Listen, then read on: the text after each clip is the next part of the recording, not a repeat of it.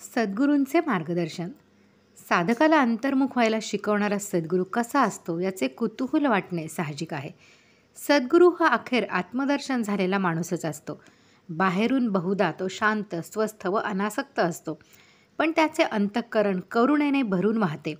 त्याला दिव्य दृष्टी असल्यामुळे त्याच्या नजरेमध्ये काहीतरी विशेषपण आहे हे लक्षात येते. त्याच्याकडे येणाऱ्या माणसांचे अंतरंग त्याला दिसते.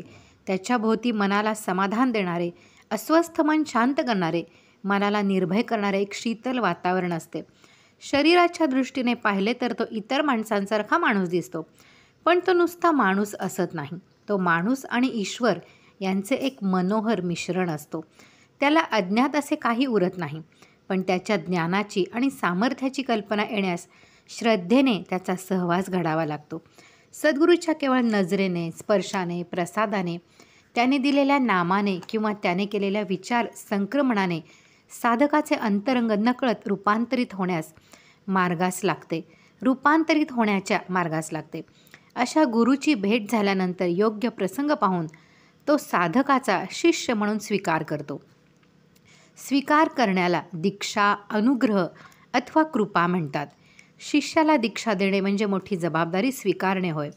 शिष्याच्या गत आयुष्यातील पापपुण्याची जबाबदारी सद्गुरू घेतो यात नवल नाही, पण शिष्याला आत्मदर्शन होईपर्यंत त्याचे भविष्यकालीन जीवन सद्गुरू आपल्या सत्तेखाली घेतो. यामध्ये सद्गुरूचे खरे थोरपण सापडते. उरलेल्या या आयुष्यामध्ये आणि नंतर येणाऱ्या जन्मामध्ये शिष्याला आत्म्याची विस्मृती होणार नाही, हे सद्गुरूच्या कृपेचे लक्षण आहे. ती स्मृती जिवंत राहण्यास शक्ती लागते. तेवढी आध्यात्मिक शक्ती दीक्षा देताना सद्गुरू शिष्याच्या अंतरी स्थापित करतो. सद्गुरूने साधकाच्या अभ्यासाला जे आध्यात्मिक वळण दिलेले असते त्याचे प्रधान लक्षण पुढीलप्रमाणे आहे.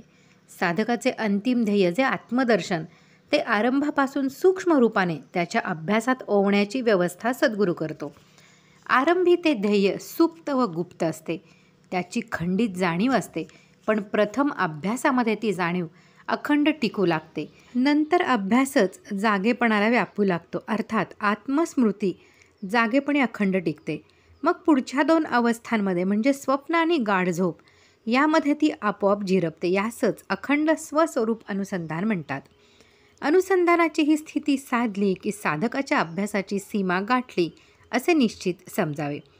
त्या पातळीवर साधकाच्या अभ्यासाचा दृश्याशी संबंध सुटतो. तेथे साधक शरणागतीच्या दाराशी येतो. पुढे आहे गुरु-शिष्य संबंध. मानवी जीवनामध्ये पुढील 5 संबंध सार्वत्रिक आहेत. 1 आई-बाप आणि मूल, 2 मित्र आणि मित्र, 3 पती आणि पत्नी, 4 स्वामी आणि दास आणि 5 गुरु आणि शिष्य. या 5 संबंधांपैकी गुरु आणि शिष्य यांचा संबंध आत्मदर्शनाचा अभ्यास करणाऱ्या साधकांसाठी सर्वोत्तम मानला आहे. लौकिक जीवनामध्ये गुरु-शिष्य संबंध सांसारिक पातळीवर स्थिर होतो. गुरुजवळ एखादी लौकिक विद्या किंवा कला असते. ती शिकण्यासाठी शिष्य त्या गुरुकडे जातो. गुरु कितीही मोठा विद्यावंत अथवा कलावंत असला तरी अखेरपर्यंत तो कमी अथवा जास्त स्वार्थी माणूसच राहतो. अध्यात्मशास्त्रामध्ये गुरु-शिष्य संबंधांचे स्वरूपच बदलते. तो संबंध संसारातील राहत नाही. तेथे गुरु सद्गुरू होतो. गुरु लौकिक विद्या शिकवतो तर सद्गुरू आत्मविद्या शिकवतो. सद्गुरू आत्मविद्या शिकवतो म्हणजे काय करतो ते पहा. शिष्याला दृश्य खरे वाटते, त्यामुळे दृश्यात बदल घडवून आणणारे कर्म खरे वाटते. कर्म खरे वाटते तोपर्यंत कर्माचे फल हवेसे वाटते आणि कर्तेपणाचा अभिमान असतो. त्यामुळे कर्म केल्या वाचून चैन पडत नाही. कर्म करण्यासाठी साधकाला बहिर्मुख व्हावे लागते. बहिर्मुखपणा म्हणजेच प्रवृत्ती. प्रवृत्ती निवृत्तीमध्ये विलीन होईपर्यंत आत्मदर्शन शक्य होत नाही. म्हणून शिष्याच्या क्रियाशक्तीला संपूर्णपणे आत्म्याकडे वळवून शिष्याला कर्माच्या कचाट्यातून मोकळा करण्याचे कठीण काम सद्गुरू करतो. त्यामुळे शिष्याचे प्रत्येक कर्म यथासांग घडून ते आत्मार्पण होते. आत्मविद्येला आणखी एक अंग आहे. शिष्याचे ध्येय बदलून तो आत्मदर्शन हवे असे म्हणू लागतो. मला आत्मदर्शन हवे असे म्हणणे ही वासनाच आहे. तिला शुभ वासना म्हणतात.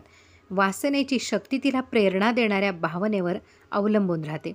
आरंभी शिष्याची वासना दृश्याला चिकटलेली असते.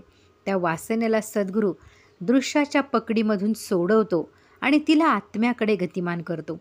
वासना आत्म्याकडे वळली की वासनेच्या आश्रित असलेली भावना स्वाभाविकपणे आत्मसन्मुख होते. मग आत्मसन्मुख झालेल्या भावनेचे रूपांतर होते. ती आत्मदर्शनाची तळमळ बनते. तळमळ वाढवण्याचे काम सद्गुरू करतो. तळमळ वाढता वाढता असह्य झाली की आत्मदर्शन घडते. येथे एक गोष्ट सांगणे अवश्य आहे. शिष्याच्या भावनेचा उत्कर्ष होत असता त्याची विवेकशक्ती जागी ठेवण्याची काळजी सद्गुरू घेतो.